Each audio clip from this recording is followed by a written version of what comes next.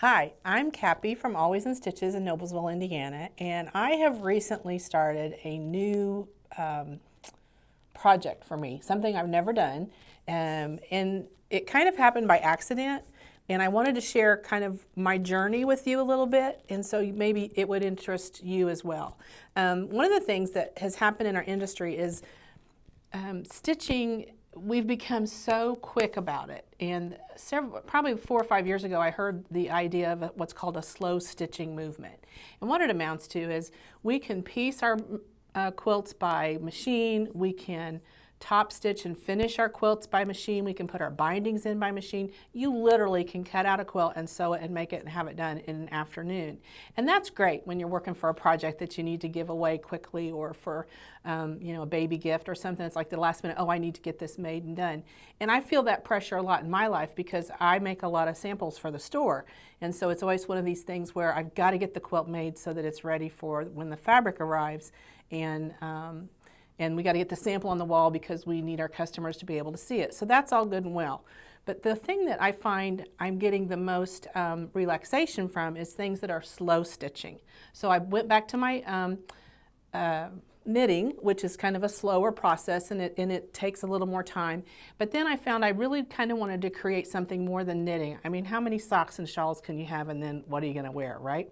So I ordered a pattern, which it's a Tula pattern. It's called Tula Nova. And I'll be honest, when I ordered the pattern, I didn't realize that it was all English paper piecing, but it is. So when the pattern arrived, it had all these little pieces in it. And I had to go and sort them all out because they were all mixed up, and it made me crazy.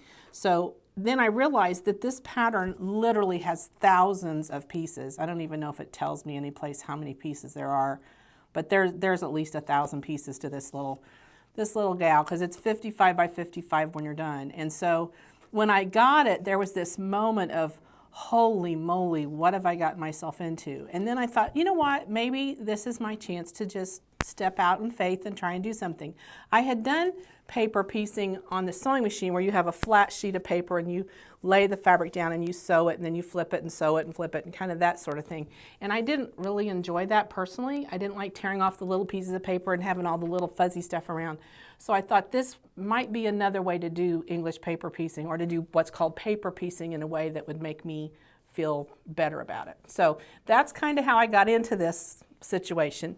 And then, of course, anytime you do something new, you have to have new tools. So I watched some videos. There's several people that do paper piecing. Tula does, Sue Daly is another one, and got the information about what do I need to start this. So I'm at the very beginning, and one of the things that I found out I needed to begin with was pretty basic, was basically the paper and the needle, sewing needle, and some thread. So I did get a particular Aurafil thread. This is an 80 weight thread, so that means it's super fine thread. And it comes in these little packages of colors. I'm currently working with this purple one. And it's just a really fine weight thread, so it's an 80 weight thread. There's other companies that make a finer weight thread, but you want the finest thread you can get because you really want your stitches to disappear in what you're doing. So I ordered in this special thread that I'm kind of like loving, because it's, we love thread because it's just fun. And then the other thing was a good pair of scissors, which I was really lucky. I have a complete set of scissors, but what I'm finding is it's super important to have a nice sharp pair of scissors. These are just a straight, kind of a basic sewing scissor, but there's also little snips and things like that you could have available, but I had these already in my collection, and I really like these scissors. The other thing that was interesting to me was a glue stick, and this is a Sew Line glue stick, is the company that makes this particular glue stick, and it is exactly what it sounds like. There's a big tube of glue there that you can refill this as needed, and that is going to be real helpful too. So those were kind of like the basic things you had to have to start: the scissors, the needle, the thread, and the glue stick. Now there's some other goodies along here that I'm going to talk about, but if I had those basic things, which most of us have in our sewing supplies, I can start with the English paper piecing. So this is my, and you have to not laugh because it's a little pitiful, but this is my first little part, and I thought at the very least maybe I'll get, you know, a hot pad or a table runner, but I got started, and I'm using some of Tula's fabrics because of the design element involved. And one of the things that makes this English paper piecing, as I've done a few now, I can see, as I've done this pieces, appealing, is you literally can use just the littlest scraps of fabric. And so I wasn't gonna show you this, but as I'm talking about it, it makes sense to show you. So this is kind of my gobstop box of fabric. And literally, I've like thrown pieces in here. There's some fat quarters in here, but there's also just like chunks because, you know, we never want to throw anything away, right? It's like, I don't mind sacrificing fabric for a project because anything good has to have a little bit of a sacrifice involved with it. I get that, but some of these pieces, I just don't want to lose that little piece of fabric. So when I have these little chunks, I'm going to be able to use these pieces here to cut that up and use. So if you're one of those people that just can't stand to let a single piece of fabric go, this might be a technique for you that would be fun. So anyway, this is my hot mess down here. Believe me, I'm not always working out of these lovely fat quarters like I'm going to right now, but that's kind of my stash. Okay, so now you see my mess down there. So what you have to do English paper piecing is you have these forms, and here's the shapes. Now, what I figured out was these shapes, I have to cut the fabric bigger than the shape.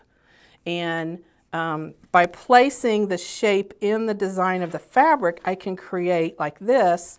I have a repetitive pattern, and I found a piece of the fabric and I repeated that pattern. Well, in order to repeat the pattern to get the reflection, then I had to buy this, and hopefully this won't light us up too much. But this is a light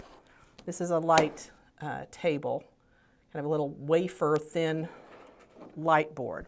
And what I do when I want to pick a particular element, and elements that repeat, or like I wanted this same flower again and again and again, so I had to work with this piece of fabric. So I'll show you just so you can get the idea how I did it.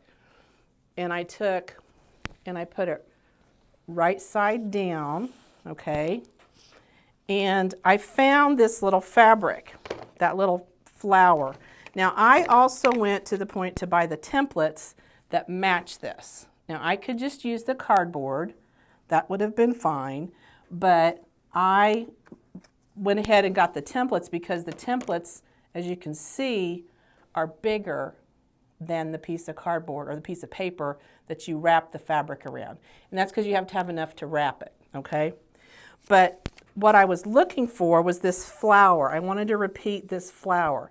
And so what I did was I took my template, and the lighting in here is not really showing how bright this is, but this light board is super bright. Okay. Yeah, so I take this template, which has this Tula thing in the middle, and I find my flower, wherever my flower is, and I square it up inside that template, and I draw a line all the way around it, and then I know where to cut.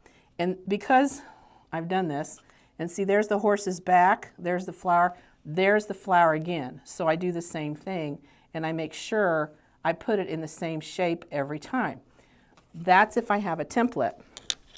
If I use the square, which I can use the square instead of the triangle piece, this is kind of cool because what I want to do is draw little lines, and they're like registration lines. So let's say I wanted that same flower again.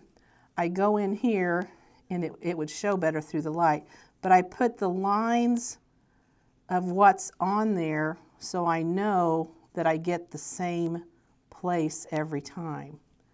And there's that little line, and there's this portion of the flower, and this portion of the flower. So what I've done is I've made a registration line. So now when I put that piece on the next flower, I find those same lines again.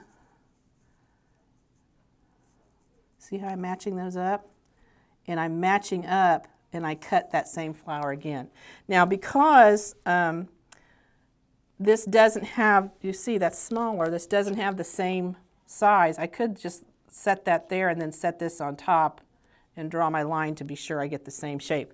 But that's how I got every one of these flowers to center exactly the same place so that my points all match, okay?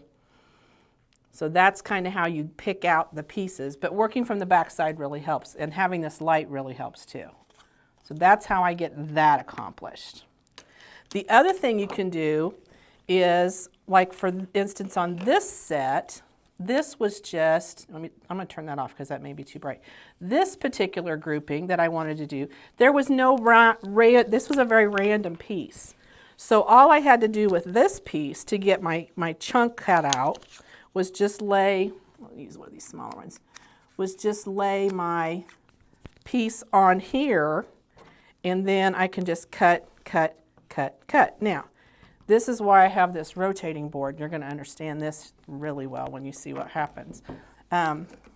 This rotating board allows me the ability to spin and cut, because this one I can't cut, but this one, and I'm telling you, I use this all the time. Again, I'm going to use my template instead of using my paper. I'm going to use the template. But because this is random and it doesn't make any difference that I have a pattern, I can just chop off the piece I want. Well, obviously I need to replace this blade. Okay, and then I just turn it. So I'm always going the right direction when I cut.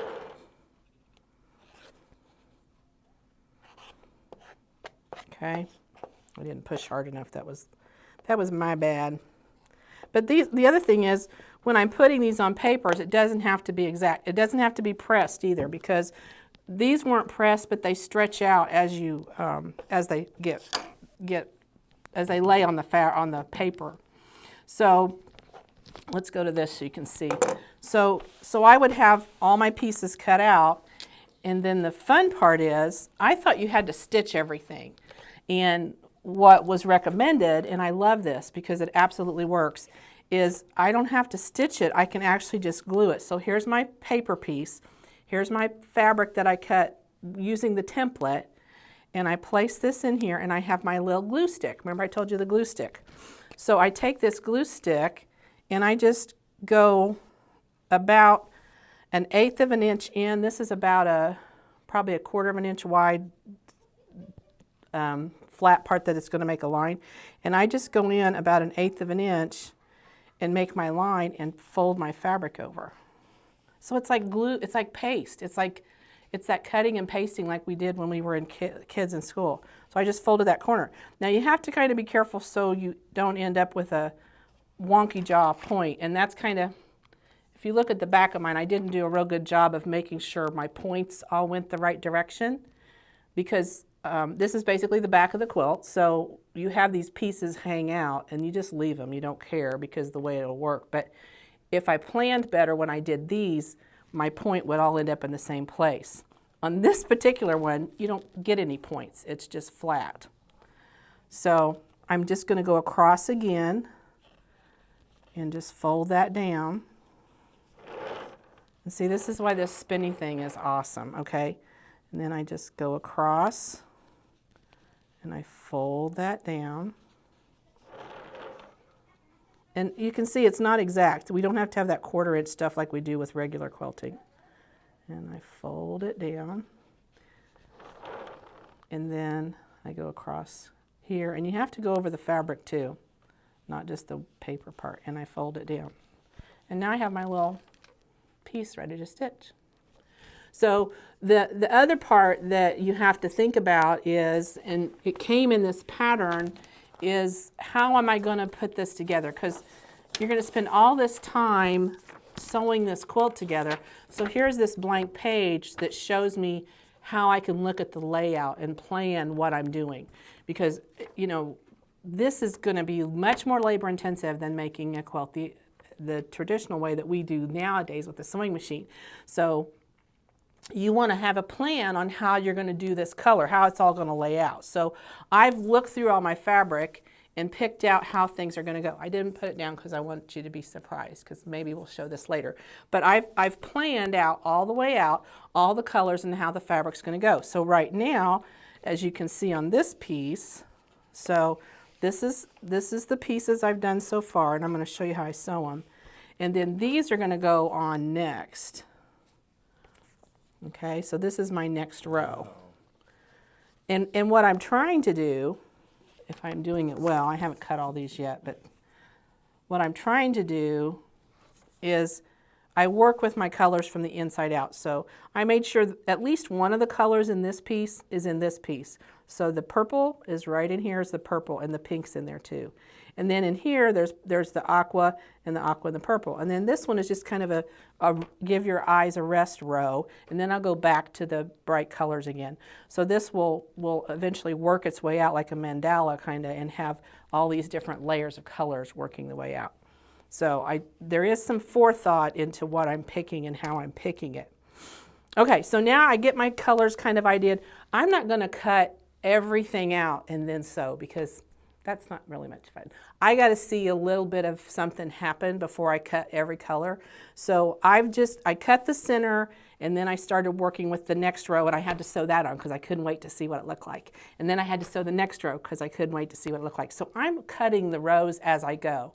That doesn't mean you couldn't cut everything out and put it all in bags and then just have to do the handwork later, because there's levels of this. There's layers of what you're doing. It's not a sit down and make a quilt in the afternoon. This is that slow stitching process. So I'm taking my time and doing everything, you know, a little bit at a time. Okay, so the next tool that I pulled out of my bag are these binder clips, and these are like they're the Clover brand. These are something I really wish I had invented, because for years I worked in offices, and so I used those black binder clips for my quilting. And then lo and behold, somebody had the idea, oh, let's make them specifically for quilting. These are like the best thing. If you don't have them, get them. I use them all the time. And that's what I started using, because what you have to do when you're ready to sew these pieces on is you have to put them together edge to edge. So I want my edges touching, and you have to hold that in place while you're sewing it. So I put my clip on here, and it was like, oh wow, this works great, because there's my clip. It holds it so I can sew these little stitches. Well, the problem is with the thread on there, which I'm going to have to get a piece of thread on here. I don't have thread on it. With the thread on there, it catches all the time. Oh, and that's another thing I want to talk about. When you pull your thread off your spool, you want to pull it from the top, and you know, never much more than the length from your tip of your finger to your elbow, because you can't pull much more than that anyway. I mean, it just gets tired. And this is a finer thread. But I want to thread the end of the needle that came off the top, because if I don't, my thread's going backwards and it fluffs. So be sure you always take your thread off the top of your needle.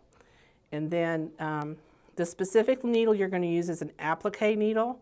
And this is a personal preference thing, but you need to find a fairly small needle, but I need a big eye, because old eyes, they don't see well. So once I have this threaded, now I have to hold this in place in order to stitch. So I got the clips out of my, my stash of stuff that I already had, because I'm just trying to try this out and see what I like. The problem is every time I take a stitch, see, my thread's going to get caught. It gets tangled in the clip. So the clip's not a bad thing, but the better thing are these. They're little Sew Tights mixer. And I'm just telling you, this thing, I can find lots of uses for these now that I have found that these exist. But what they are like super duper magnets. They come in all shapes and sizes.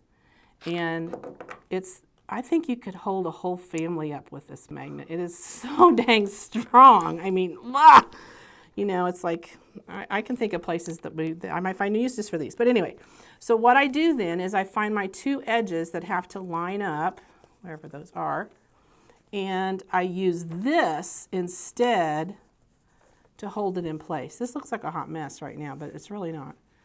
So there's my two edges together, and I put the two pieces here like this, and then it holds it.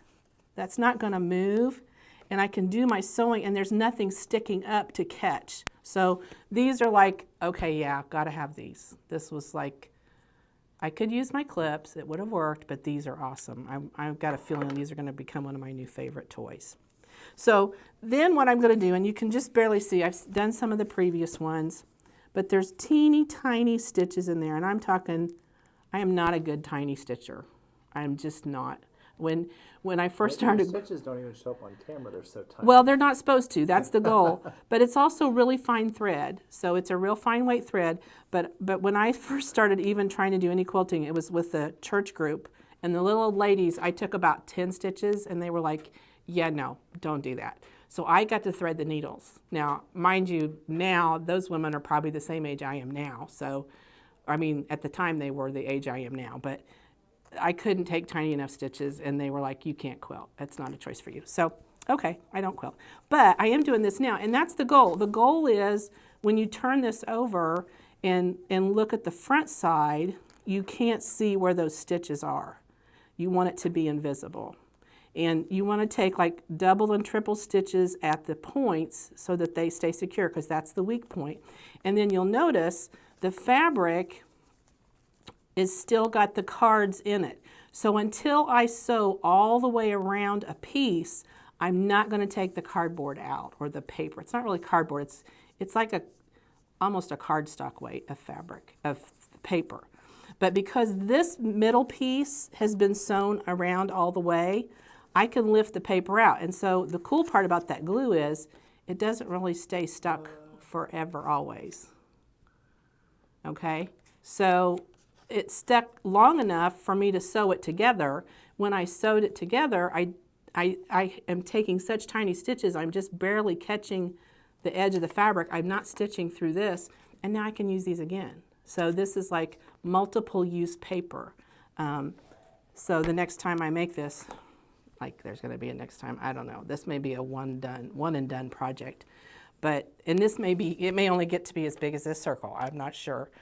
But at least I'm trying it, and I'm experiencing it, and I'm having fun. And I got to buy some new toys. I got to buy a Lightbox. I got to buy these metal things that are magnets. I got to buy these templates, which they're just pretty, aren't they? They're just really pretty. The other thing Tula does with her templates, and that's how I got these dots. This is kind of a cool little thing. I'm a hot mess. Can you see I just leave everything? Okay, so the dot that she puts on here is positioned such a way that when you're using her fabrics, if you position it over the dots, because she does a lot of dotted fabric, it centers that piece. So if you look at my pieces here, when this comes together, see how my dots all land in the same spot, and they all have a little semicircle dot being built here. So the point of the English paper piecing is not just what you get here, but how that design grows. And it's like a, okay, I'm going to date myself. The spirograph, there was a toy that I had when I was a kid called a spirograph. And you had these little discs that had teeth all around them. You stuck your pen in them and you went like this. And depending on where that hole was, it made all these really cool pictures. That's kind of what I see this like in my head. It's like, okay, how can I put these together to make multiple designs going out? So we'll check back when I get a little farther along and see if I've continued or if I've had a total meltdown and said, I'm never going to do this again. But it's just fun. I think part of the slow stitching movement is really important for us because there's so many stressors in our life right now, and there's something very comforting about stitching and sewing something and watching something grow as you build it little by little that gives you some satisfaction and maybe takes us away from that chaos that's out in the world right now. So I think I've covered everything I needed to talk about, basically. And I just hope that if you're thinking about doing this, you stop in. And I certainly am not an experienced at this. I'm going on a journey, learning how to do it. But step out. Do something maybe you haven't done before. And try something that might challenge you a little bit to slow down instead of always go so fast. So thanks for watching, and happy stitching.